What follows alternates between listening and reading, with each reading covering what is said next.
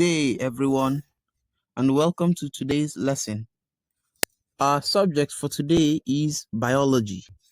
In today's lesson, we are going to be talking about the definition of biology, the scientific method of research, branches of biology, living and non-living things. I hope that after this lesson, you'll be able to answer questions based on this topic. Let us kick off with the definition of biology.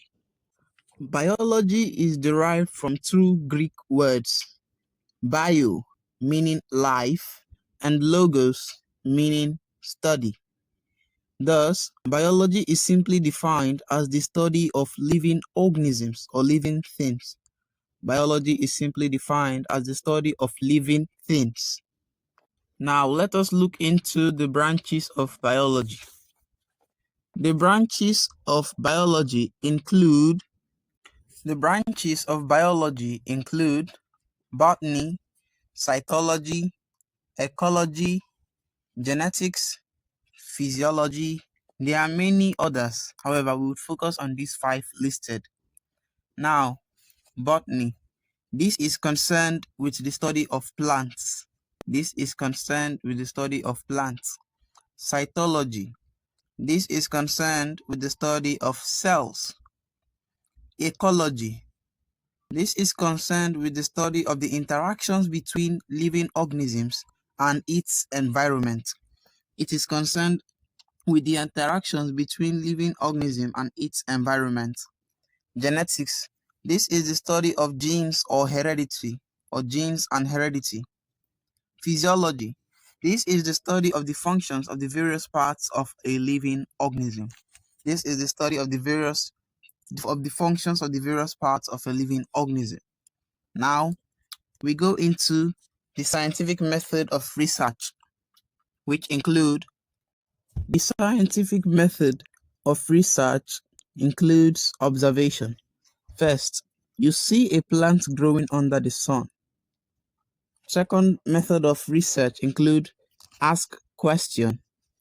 Does the plant need sunlight for growth? Third, research. Do a research if plants need sunlight to grow. Fourth, formulate hypothesis.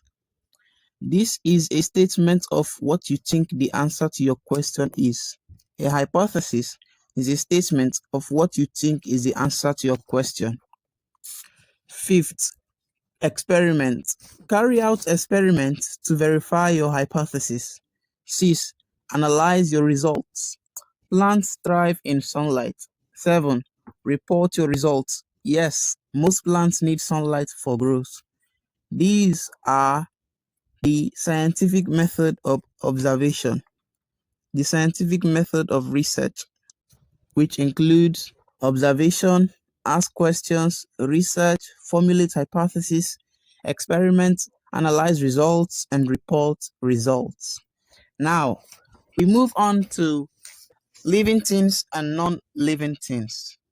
Their definition, their examples, and the traits common or the traits owned or unique to living things.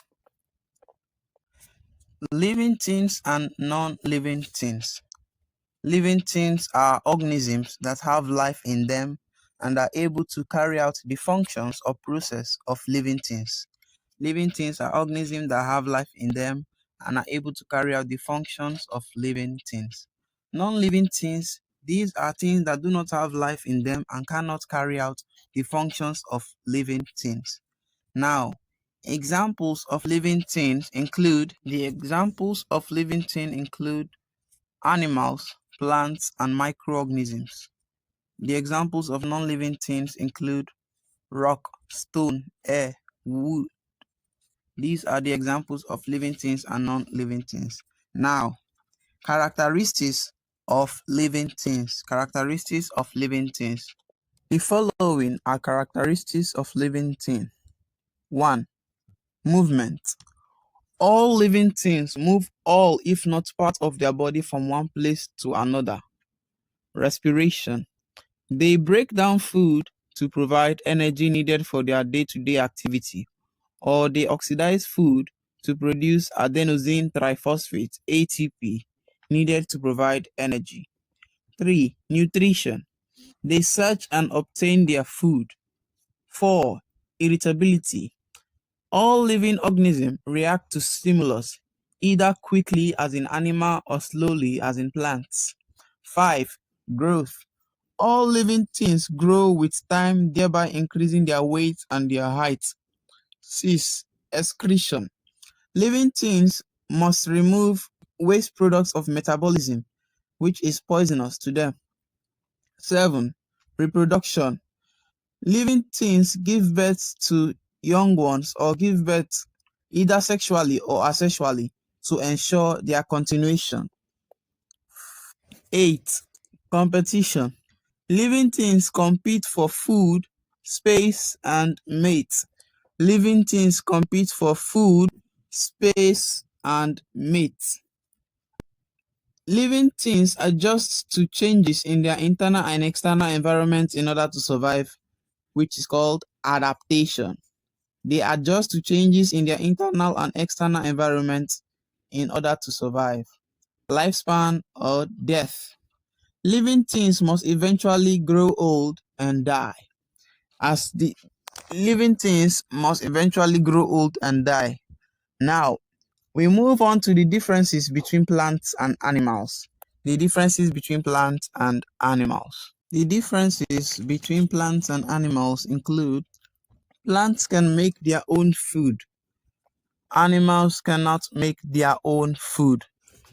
Therefore, plants are called autotrophs because they make their own food, and animals, because they do not make their own food, they are called heterotrophs. Plants grow indefinitely. Animals cannot grow indefinitely. That is, their growth is definite. Plants respond to stimuli slowly. That is, plant responds to irritation in its environment, to change in its environment slowly, while animals respond to change in its internal or external environment very fast. Plants have chlorophyll for photosynthesis. Animals do not have chlorophyll for photosynthesis. Plants store their food as starch, while animals store their food as glycogen. Plants move part of their body from one place to another, while animals move all their body from one place to another. These are the differences between plants and animals.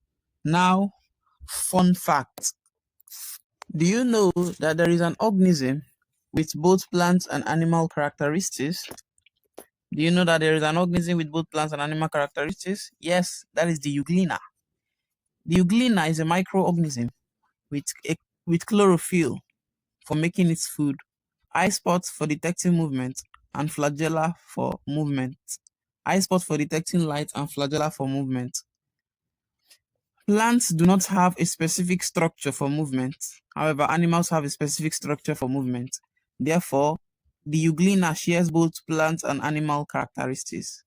Now, do it yourself session. Do it yourself session. Who is regarded as the father of genetics? Who is regarded as the father of genetics? Do you know? If you know, leave your answer in the comment section below. And that is it. We have come to the end of our lesson today. I hope you've learned something. And if you have learned something from this lesson, please like, subscribe, turn on the notification bell so that you won't miss content like this, and comment your answer for do it yourself session below. Who is regarded as the father of genetics? Thank you. Thank you.